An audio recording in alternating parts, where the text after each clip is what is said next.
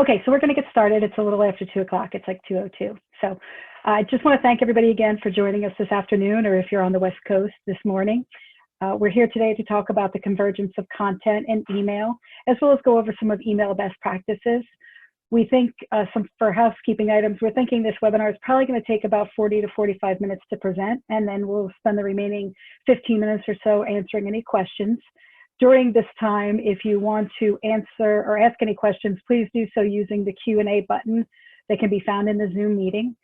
We will address them at the end of the webinar presentation, but at any time you can ask them there. And should we not be able to get to them all, we'll be sure to respond to you via email. With that being said, I am going to start it up right now, hopefully. And we get it there. So on the phone right now, or on the webinar right now, you have myself, which is Jennifer Greenjack. I'm the Director of Marketing here at Creative with about 15 years experience. And I have probably, honestly, I didn't count them, but I can honestly say I've probably sent over a million B2B emails. So it has been, I've been doing this for quite some time and have a lot of experience when it comes to email distribution 7 years ago and to today.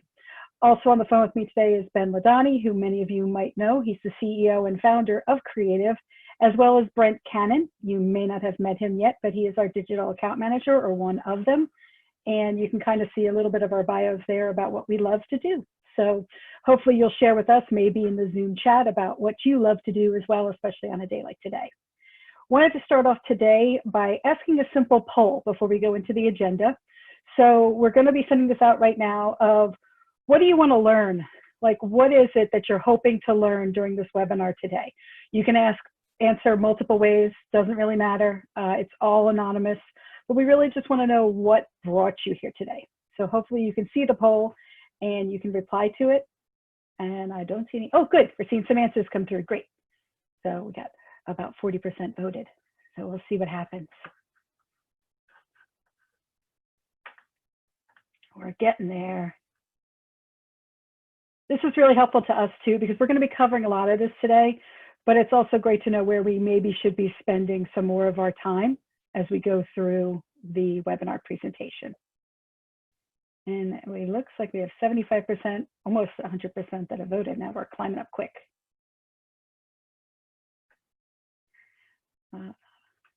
Give it another half a minute.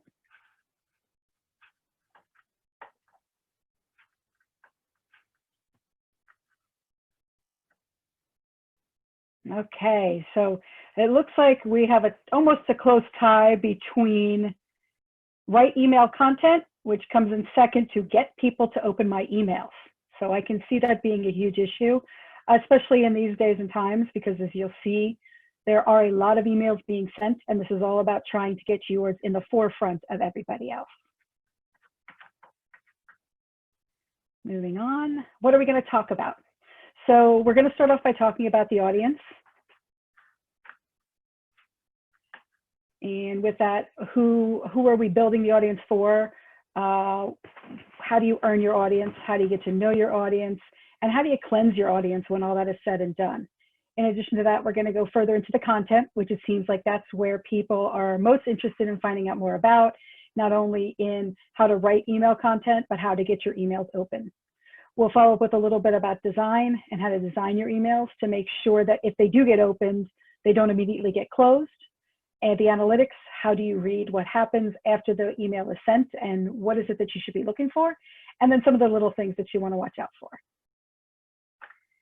As I mentioned before, there are a lot of emails going out on a daily basis, more now than ever.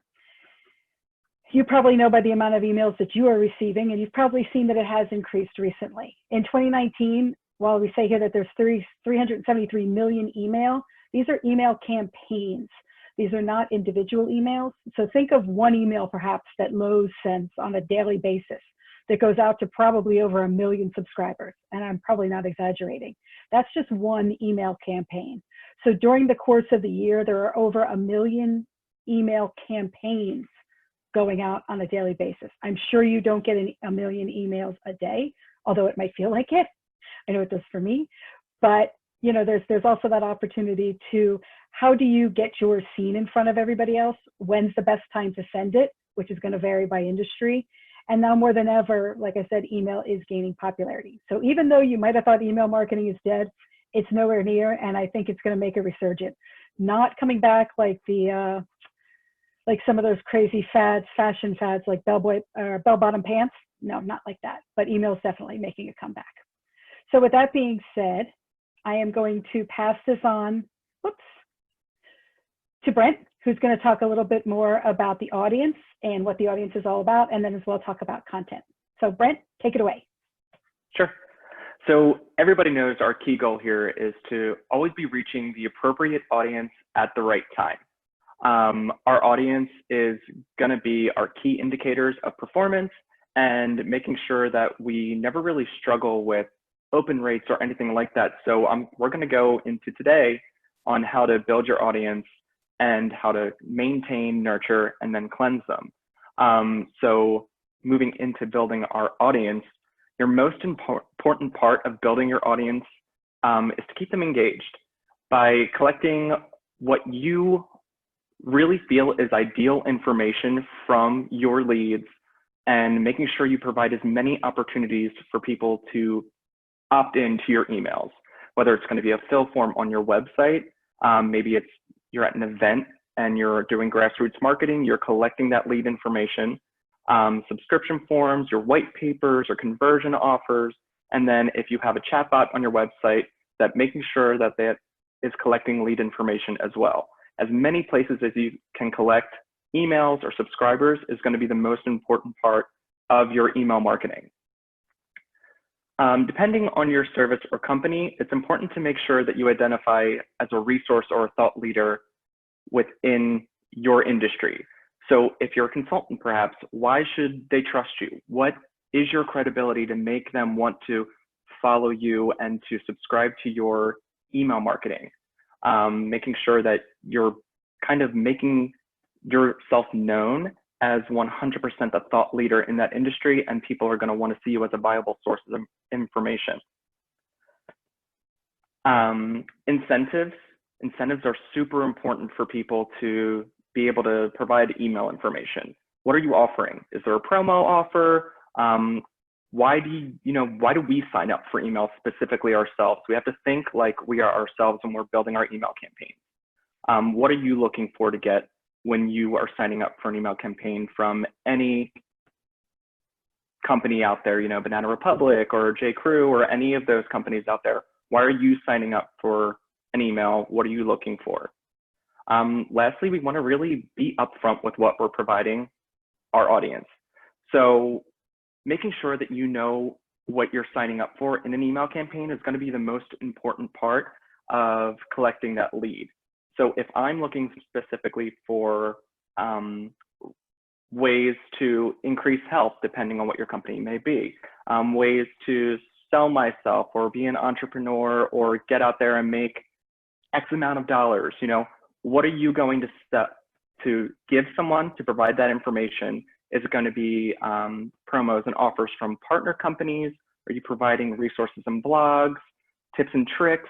What is it that you're going to be providing customers and letting them know up front what it is so that when they fill in their information, they're going to know exactly what to get. Lastly, I always want to touch on frequency for what people are going to expect, because I can bet there are many of us on this call today that if we knew we'd get 3 emails every hour, we probably wouldn't have signed up for that email in the first place, because our fingers start to bleed as we're swiping across our cracked iPhone screens. So make sure that you're always upfront and then have a realistic amount that you can reach as a company for frequency, and making sure that it's a number people really want to engage with. If you're sending out 6 email campaigns in a week, odds are people aren't going to want that in their email inbox and they'll unsubscribe. So making sure that you're building up that trust so that we can nurture the relationship with the current email campaign subscribers that we have, which we're going to move into next. So now that you've received your email audience, people are obviously interested in you. How do we nurture them? So making sure that we maintain that relationship is going to be very important throughout their life as a customer for you and a subscriber. So if you're an entrepreneur or a consultant, maybe you're in the health and fitness industry, we really see that great welcome drip campaigns are really providing a lot of people information that they want in the upfront, and it's really showing you as a trustworthy partner to them. Maybe it's just that you're a company that isn't customer based and you're just B2B. Where are they in your sales funnel? And we'll talk about email list segmentation a little bit later, but making sure that you're providing relevant information on where they are, whether it's within their customer journey or just a new welcome email, and sending out those types of things to keep people engaged. Next thing we like to do to nurture subscribers is personalized emails, if you can. So one thing that we always suggest to do is to personalize your emails. We can all add email names to our subscriber list. So when you're sending an email to Ben or to Jennifer or to Brent, you're able to put that name in there, make it a little bit more personal rather than just a robot that has just sent something out. It kind of just adds a little bit of a personality and a personalized touch. But one thing to always make sure, if you are going to do that, is that your lead information is correct. If maybe I only filled in my last name, or there's a glitch in your system and my last name is now filled in the first name. So things like that are something to really pay attention to, because we're going to talk a lot about it, but little things really matter when it comes to email campaigns. So making sure that your lead information is 100% accurate going into it is going to be the most important. We've all seen those kind of cringy emails where your name's either spelled wrong, or it says customer Brent, or your first last name somewhere. It's kind of cringy when you see those things. So it's really important to make sure that information is absolutely correct before sending them. Next is celebration and milestone emails. So one way to make a user feel engaged and acknowledged is the added touch of those celebrations and milestones. We're all humans. We love ourselves. We love to be celebrated. We love to be acknowledged. Sending these little things out show that you really care about a customer, and show that they're not just a number. You're proud to have them. So birthdays are one great way to, if it's something that you can do to provide a little bit of a promo because it's their birthday, which is something that you can collect when you're collecting your lead information. And milestones being, when did they subscribe? So just sending a quick thank you for joining, and here's 10% off, or just an email just in general saying thank you is always great, because it's just making sure that you're recognizing your customers, and then you are someone that they want to engage with, and it actually will increase your open rates because now they respect your company. You have that trust, you have all of that moving forward. So it's just always something to think about. Next, we would suggest to be kind and empathetic. We know it's an email, we know we're all doing it over computer, and some of them are automated, but we want to make sure that when we're writing our email content, that your content doesn't just sound like a robot. We want it to sound like you're speaking to a coworker, to a friend, depending on your business and depending on what it is that you do for service or product. It's very important to kind of have that human tone to what you're speaking about, rather than just click here to do X, Y, and Z. It's important to make sure that you're always putting that little human touch within your emails for your audience to make sure that you're maintaining that activity. Next, we'll move into knowing your audience. So the upfront work is done. You've been maintaining your list. You've been nurturing that upfront. Are they still getting what they signed up for? Are you pushing out those white papers? Are you pushing out videos, tutorials, webinars? A lot of what we are seeing right now is that webinars and educational blogs and videos, all of those things are getting so much traction right now. We're all stuck in our house, and if I watch another Real Housewives episode, my head may explode, or I'll start throwing wine glasses across the room. You never know. So you want to make sure that you're breaking up the monotony of what we currently have going on, and send out that tidbit. We are going to be interested in email subscribers and email marketing. We're doing it right now. We're doing a webinar. We're going to be interested in, how to balance stay-at-home work and that home life, because now we have no disconnect right now. So a lot of people are really looking for additional information and facts to help them through a lot of these times. And even after COVID-19 life, we're all still going to be looking to grow and learn more. So I think now is a great time that everyone's starting to become engaged in webinars, and we're all going to start kind of acknowledging them a little bit more. So making sure that you are providing what your users are looking for is going to be really important. And just, make sure that you've kept that promise. If you're just sending out offers every day for 10% off, 50% off, 42% off, that's going to become irrelevant, and you're not going to be what people are really looking for depending on your service. Also, if you're a company who really doesn't have educational videos or anything like that, just making sure that you're pushing relevant information right now. I'm sure a lot of us have had instances, especially right now, where we had planned content and where we had things going on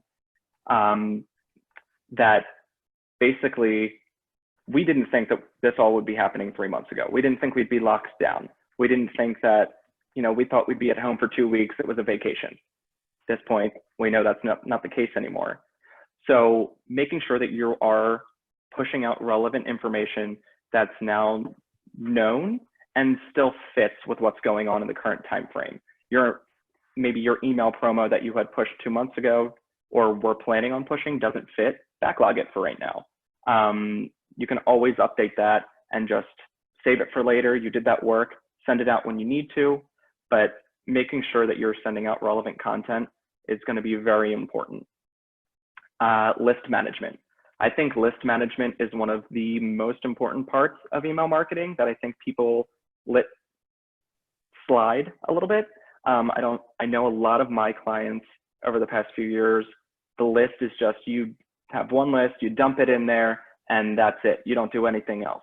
They could be a dead lead. It could be a cold, warm, hot, whatever you want to call them. They're all in the same list. And that is not the case for what you should be doing, because we're not all one size fits all. So how are you segmenting your lists is something that I think is very important to look into. Do you have products that cater to male and female?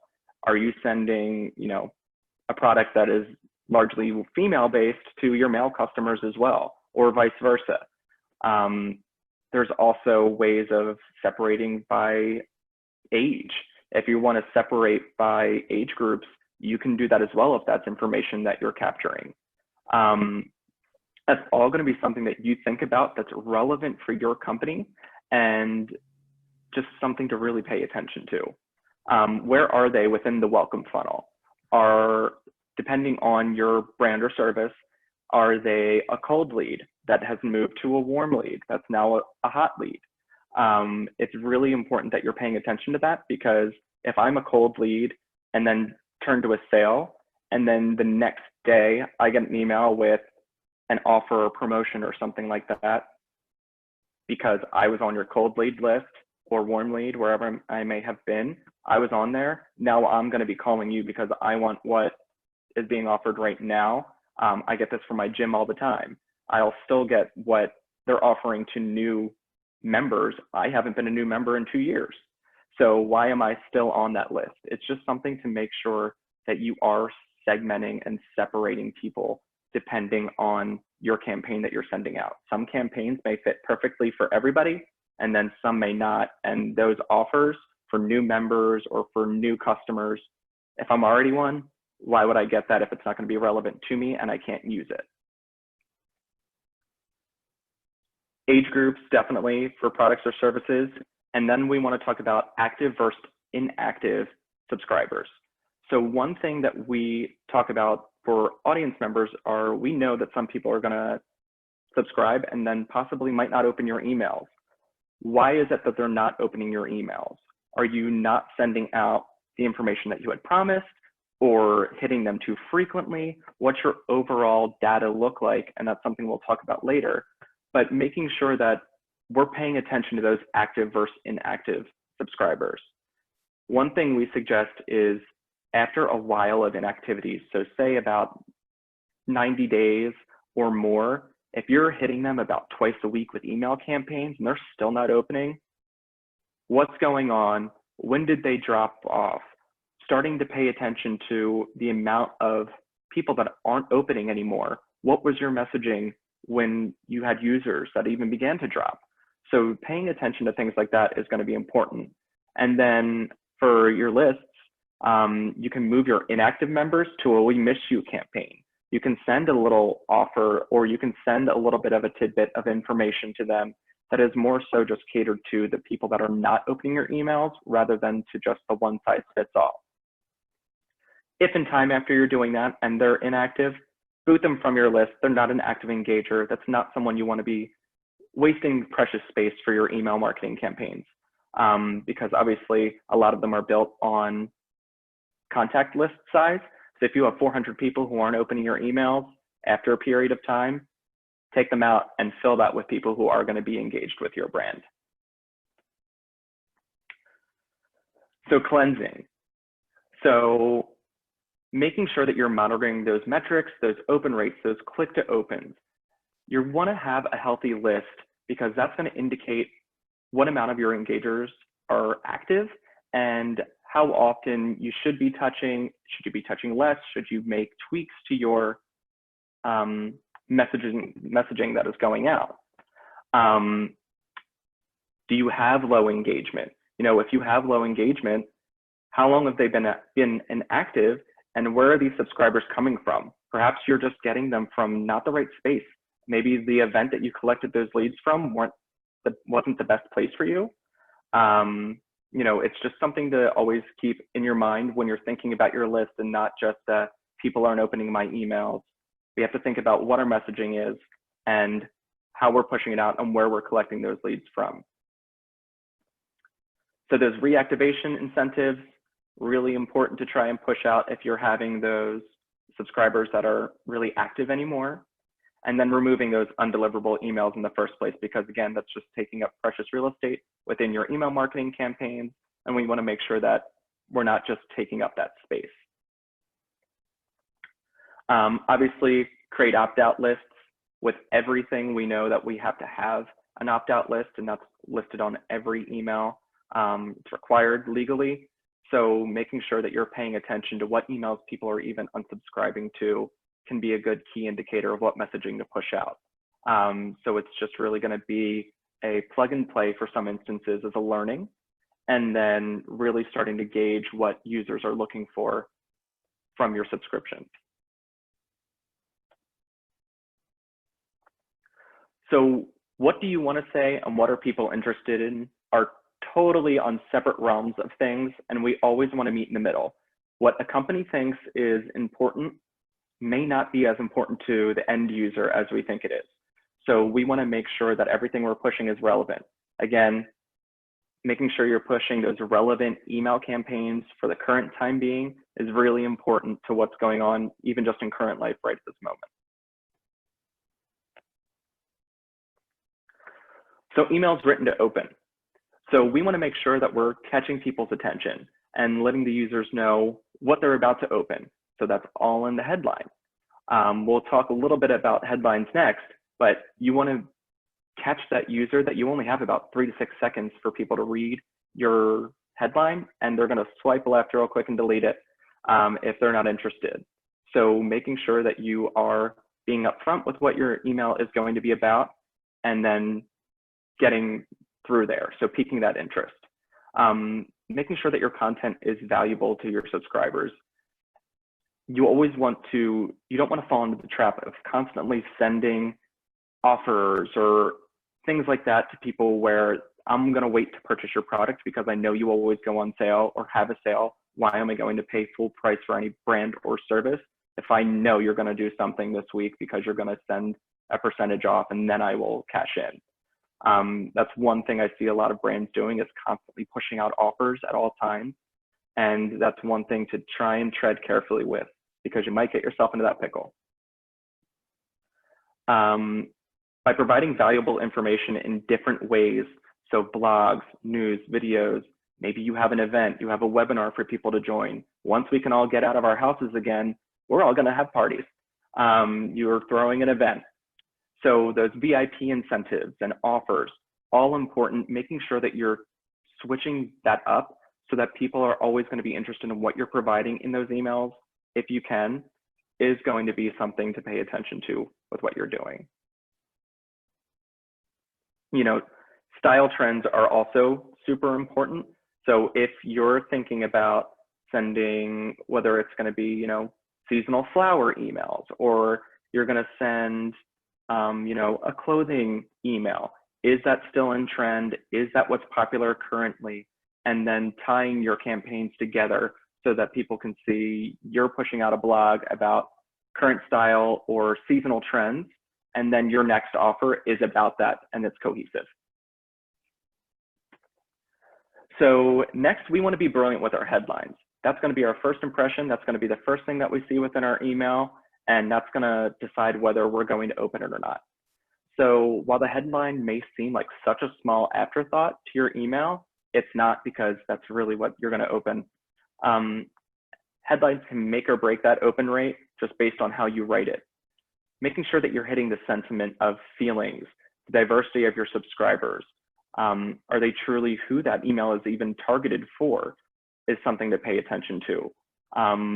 You know, the sophistication, and always making it just a little bit more simple and not a huge headline. Don't make it super long and complicated.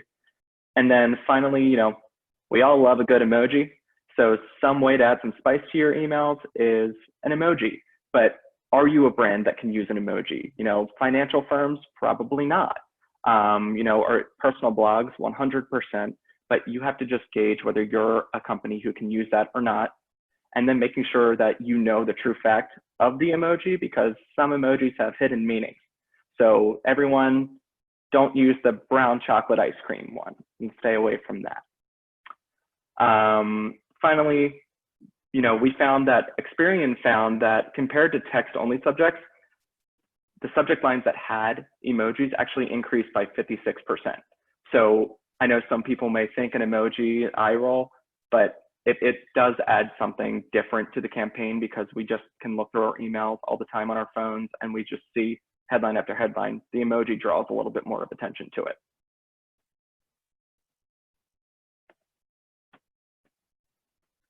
So then we want to make sure that we're paying attention to the little things.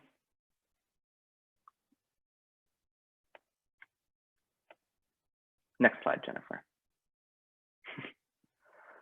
Making sure that we're paying attention to the little things. So the from name. The from name is going to be important, because nobody wants a no reply email. And it actually doesn't make sense for a lot of companies, because why would we ask subscribers to provide us information and then we send them an email but put a big no reply in the front? Why do we not want to engage? What is there? So trying to make it more of a personal email, if you can, is gonna draw more attention to it than just a no reply. So we could just use me, for instance. So if Creative MMS sent an email from Brent at Creative MMS, people may not know who Brent is at CMMS, but they know who the company is. So that's going to draw a little bit more of attention to it. People are going to say, oh, this is from this person rather than a robot. And then they can always reply to the email, and then just making sure that you actually have someone on your team that is on the back end of that, and making sure that you are paying attention to what's going on if people do actually respond and try and engage. Make sure that you have a person manning the personal email that you may put in there.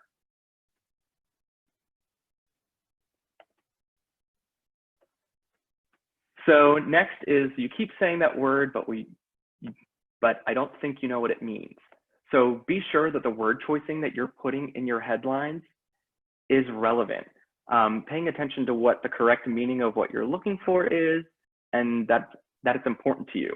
You know, for an example, you can use last day, last chance, final hours, so that people don't misinterpret what your email may be, and there's no kind of misrepresentations of what you're trying to do with your messaging. You know, consumer buying patterns are even changing right now. So making sure that you're speaking to your audience based on the current buying patterns that you're seeing that are relevant within your company is going to be important too. You want to think about their needs and not just what you want from them. So consider the question from the recipient side, what is in it for us? Why should we care? How will this help me, my business, our employees, my children, whatever message it is that you're pushing out? You want to make sure that people are you're pushing out that relevant information and it's fitting with what you're trying to do within the content.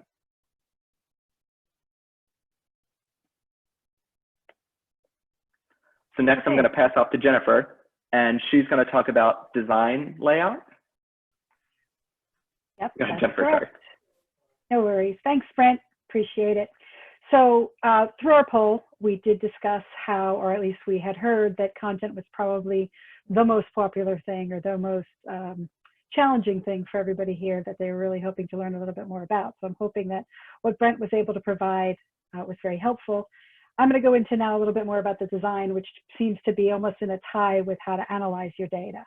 So talking about design, how many of you have ever gotten an email that looks like this? I know that I have, and I know that when I've opened it, I've not only, swiped it out, but I've also tried to opt out if I could find the opt out within the email, because that's usually a possible sign. Worse yet, has anybody ever sent out an email like this?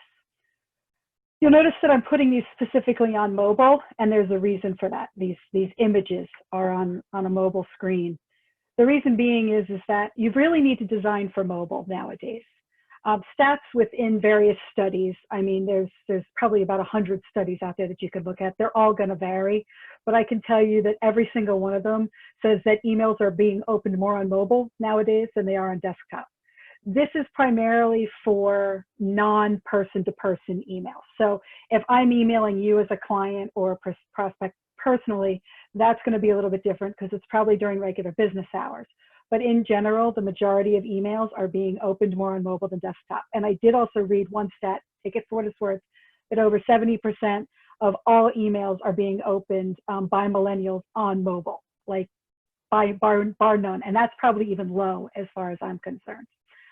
If you're displaying incorrectly on mobile, the email is probably going to be deleted within seconds. Even if that email header and that subject line got you to open the email because you were really interested, the second you start seeing that, I know that, if I have to squint to see something, or gosh forbid, do the pinch and zoom to try to get to where I'm going, and then you're scrolling all over the screen, it's a nightmare. I can't find it. I give up within a matter of a few seconds and I'm on to the next email. 52% of the customers are less likely to engage with a company because of a bad experience on mobile. So that just kind of pans into why you need to design for mobile. If you're designing for mobile, the email will show properly on desktop. So keep that in mind. You always want to test for mobile and then know that it will look good on desktop. We're usually doing the exact opposite. Some things to keep in mind are keep subject lines short. Again, Brent kind of touched on that already. You want to make sure that they're right to the point, mainly also because there's a limited number of characters on mobile screens. I'm sure you've seen it. What you're getting on your desktop is going to be different than what you're getting on your mobile. Keep your message inside the email itself concise. Get your important stuff right to the top of the email. This way, if for some reason they're not scrolling down, you've gotten your main point. Think of a newsletter when you get a newsletter design. You probably want to get 3 to 4 to maybe 5 different things across in one email, which is great to do. I'm not saying newsletters are bad. I do think that they are a great way to get a lot of information across, but you want to make sure that what you want to prioritize and what, more importantly, your audience wants to see and is going to help them the most is up at the top. So if whether you have an event going on or if you have a webinar that you want to promote, hopefully you noticed that in the emails that we sent out, because I was paying really close attention to it, that kind of stuff is right front and center, and they don't even need to scroll if they don't want to. They just click a button and they're on. Also CTAs, front and center. CTAs, for those of you that aren't familiar with the term, stands for calls to action. Calls to action are those little buttons that you see on every email. They kind of have that, oh, click me kind of feature. People love to click images. It's just our nature, which is why it was funny when Brent was talking about emojis. It's all about the pictures. People are really drawn to pictures necessarily than words, pictures and bullets. That's the best way to do it. I mean, people are just going to scan, get the information they want, and know if they want to move forward. Some design tips for mobile devices, things that I've mentioned kind of in a way, are designing for scroll. Make sure that you use a skinny format like you see on some of these much better examples than what I showed you earlier, that you're able to use your thumb or forefinger to do what you need to do, that whether it's to click buttons or find out more about a particular product, and definitely no pinch and zoom. Never pinch and zoom. Slim up your headers. You'll notice also on these that you can see the Kennedy Center, Brick, and I'm sure everybody knows that this is Target, and if you don't, you might have been living in a cave for a while. Target doesn't even put their name on it, for crying out loud. They just have their little bullseye, and you know that it's Target, even if you didn't realize it was Target when they sent. Target doesn't put, like Jane from Target, because let's face it, we all know Target, but you really do want to keep that personalization there. One thing that was mentioned too, which I'm going to go back just a smidgy, is when you do send, say, Ben from Creative, which is how you got our webinar registration email that was sent out, you want to also make sure that the email address is, the return email address and somebody wants to reply to is an actual email address and not like marketing at or info at or some generic thing, sales at. 99% of the times those will wind up in spam or some kind of promotional folder. And if you make it more personal, like if it is truly an email address, if you don't want to use somebody's actual email address, use a variation of it and make an email address for that variation. Just make sure that you're monitoring it in case anybody does reply to it, because you really don't want to miss that opportunity to catch a lead. And then test, and test again. Just keep testing. I know that sounds crazy. I can't tell you how many times I test an email before I send it out.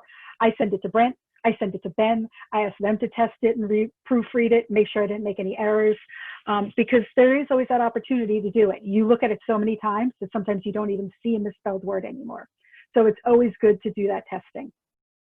In addition to that, Apple reviewed, yes, 84 trillion thumb readings. That's with a T, not a B.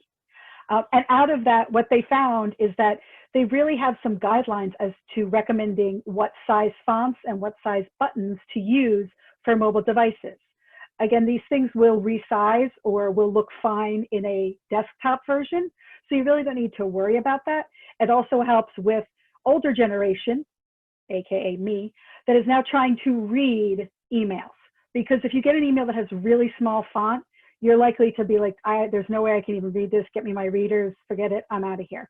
So you want to keep your headlines at around 30 points or pixels or higher. These obviously have been scaled down, so they're not truly 30 pixels. Your body copy, you want to try to keep at 16 pixels or higher. And your buttons, you want to try to keep at 44 by 44 points. So as you can see here also, another tip is to allow 18 to 20 pixels of white space around a CTA. Meaning you want to have some space at the top and the bottom. Just as an FYI, this font is actually 18 pixels. So you can truly see how much space 18 pixels is. The reason being is when you go to touch that screen with your thumb or your finger, you want to make sure that they're not going to touch something else, and that's going to take them down a totally different path. So if you have too many buttons or too many links too close to each other, and like some of those squished versions that you saw earlier, if I go to touch one version, it's going to send me to another version. So you want to make sure you're comfortable there as well. Moving forward, going into metrics. So everybody pretty much knows some of the basic things to measure for. You measure for open rates, you measure for click rates, maybe you measure for click-through rates, which is different than click rates, in the sense that a click rate is how many people out of the total amount that were getting it actually click the email, but a click-through rate is more how many people, a percentage of the people that actually opened it clicked through. So your click-through rate is always going to be larger than your click rate. It's just the nature of how math works. So some other things you want to look out for, and this is a very confusing slide, so you don't have to read it all right now. We will be sending this afterwards so that you can look at it in more detail. But every single industry is going to need different measurements. So some of the things you might want to look for is maybe the conversion rate, or maybe the revenue and profit, or perhaps the lifetime value of a client. If we're a B2B company, which I know a lot of the companies are here maybe are, you want to be able to measure for like maybe social media activity, or was there any influence on them becoming a customer? So let's say they were a lead and you had them pretty, they were pretty warm, and they were in that consideration phase of the awareness, consideration, and decision buying phase. And when they got there, they got this email, and that was the email that caused them to actually set up a meeting. That is valuable information beyond belief, because then you were able to say, hey, yes, maybe it touched these 2 customers, or maybe it touched 20 customers. And it gave them that incentive to take it to the next step for us. And it's something that you consider using down the road to somebody else that might be in that same life cycle stage, as you continue to segment your list. So there are multiple things you can actually measure for. Measuring for whatever is most important to your goals is what's going to matter. So if it is all about the revenue dollars, look at the revenue that's coming out of it. If it is B2C, for example, you want to look at, did they make a purchase? Did they actually click it? If they clicked it, did it lead to a purchase? Because then you're also knowing perhaps where things are breaking down. They got the email, they clicked on it, they went to the page, but for some reason they didn't actually make the purchase. Why? Maybe there's something, if it's something that you can see that's consistent, or if there's a large number of people that did that, maybe there's something that's, actually within that page that they clicked on that's missing. Maybe the price was too high. I don't necessarily know, but if it's such a glaring number, then you're able to kind of keep narrowing down where you can make the changes to make it better. Moving the needle. We've talked about before about testing the email and the way it looks. You also want to test to help increase performance. So there's multiple things you can test, but you never want to test without having a hypothesis of what the outcome is that you're hoping to get. If I send that email promoting a specific item and people click to go to that item and I get X amount of dollars, this is how much revenue I want to gain from this email. If it's not working, look at you can test your subject headlines. Did it have a poor open rate to begin with, meaning a lot of people did not actually open the email? Don't worry about it, because what you can do is segment the list out of the people that didn't open the email, resend the email, but use a different email subject. They never opened it to begin with. They never saw the email. They just saw the email header. If you send it with a different header, that might grab their attention more, or a different headline. Segmenting your list, look at your list. Maybe you need to segment them more. Again, active versus inactive, pulling out those inactive subscribers will probably also give you a higher click rate, because these are people that are already interested.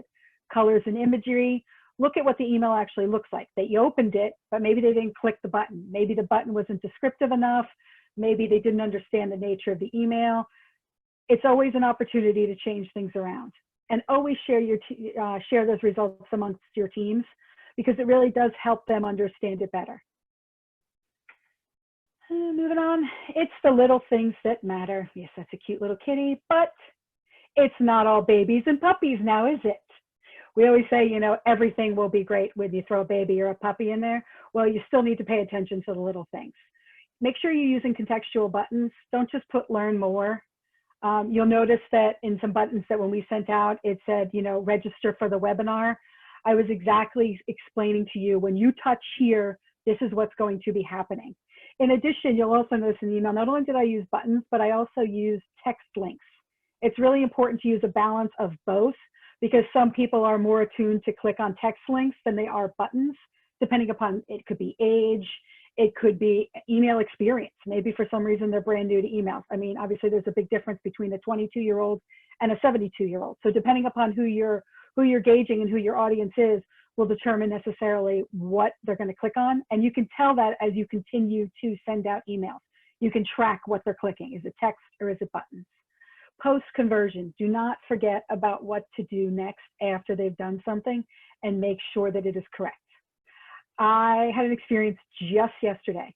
I downloaded an offer which seemed really interesting to me. It was about buyers' behaviors, patterns, and habits in this COVID environment that we're currently in, and how they are changing. And I was like, this is really interesting. I want to find out a little bit more about it and download this study. I won't see who did the study, because that would be bad. But when I got to the point, I filled out the form, I hit submit, I got a little box that said, thank you so much, we're going to be sending it to your email. Well, I immediately went to my email. It did show up and it was there, but I got a second email immediately following that email. I'm not kidding you. That talked about what to expect for 2019 holiday season. and how they see trends from Thanksgiving to Christmas. And I was like, all right, well, it's May and it's 2020, and I'm getting the email that I wanted, which is fantastic. But then I got this random weird email in the 2019 holiday season. Can't tell you why, don't know what platform they were using.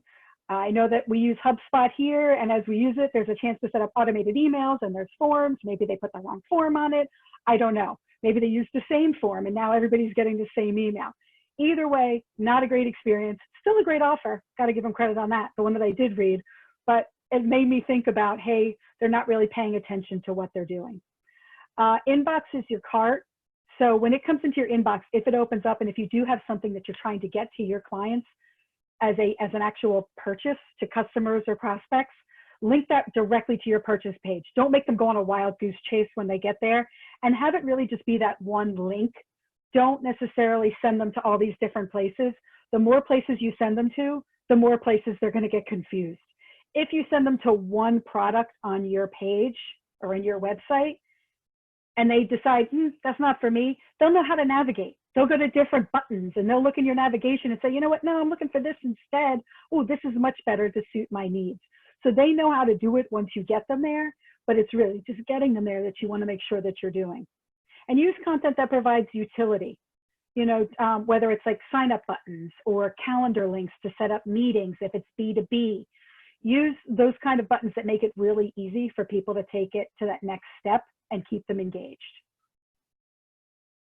All right, so I think we've talked for about 45 minutes. Yes, we did. We kept it under 45 minutes.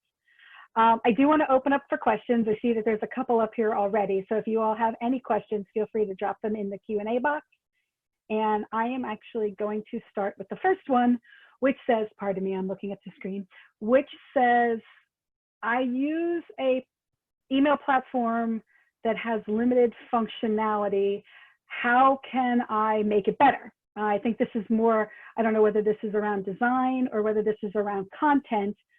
There are numerous email platforms out there. I mean, from MailChimp to Constant Contact to Campaign Monitor, the ones that I've never even heard of before that I've tried to use and that we've worked with.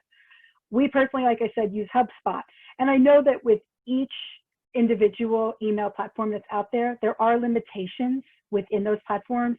In addition, there are limitations based upon which package you may be using. So if you're using like a basic package or something of that nature, you're going to have less functionality than if you had like the enterprise version of what they have to offer, which has every bell and whistle available to you. So the best I can say to that is that if you are having difficulty with your current email platform and you do want to talk more about it, they are so unique that, I've got my email and my LinkedIn and our website down there. So, feel free to reach out to me directly, jgreenjack@creativemms.com. I'll direct you to the right people. We'll find out what's going on, and we'll work at it from there. Next question is, what do you consider to be good open rates? It all depends. I hate saying that answer, but it does. It's going to depend upon what your industry is. It's going to depend upon who you're sending it to. Is this a list of completely cold leads that have never heard from you before and have no idea what you even do? Or is this, and you maybe found the list, or maybe it's an old list of contacts, or I don't even want to know how you got the list, hint, hint. If it's that kind of a thing, you might be lucky to get a 2 or 3% open rate. If it's an old list and you send it out, be careful because there might be a lot of bounces. So you want to make sure that with all these bounces that you're not getting into trouble, because a lot of email platforms, when they see so many bounces, they think that you're trying to fish for information. So you need to also send them out carefully. You can send them out a little bit at a time, send out a few hundred versus all 15,000 or whatever you're doing.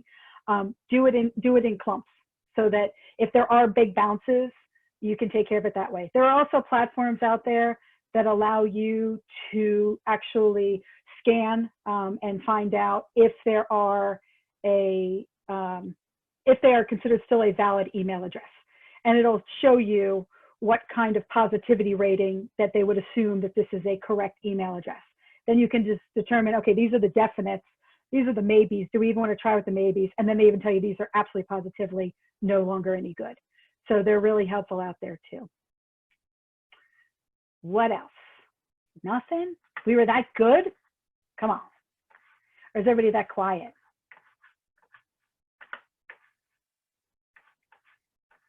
Oh, hey, got one.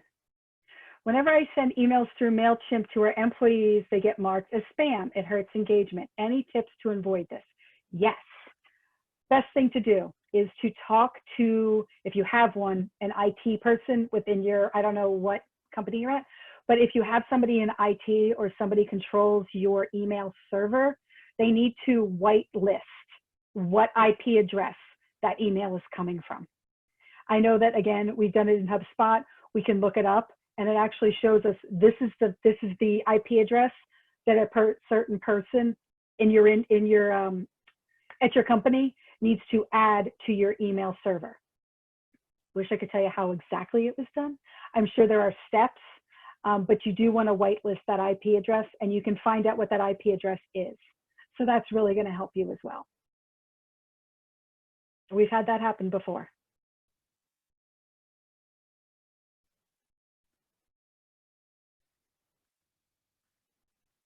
Anything else?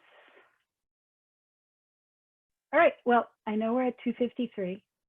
I do appreciate all your time. Again, it's a beautiful day if you're somewhere in the Northeast, so I do hope you enjoy it. Get out there, get some vitamin D, and take care. And we look forward to speaking with you again soon. Thank you. Bye, everybody. Thank you. Take care.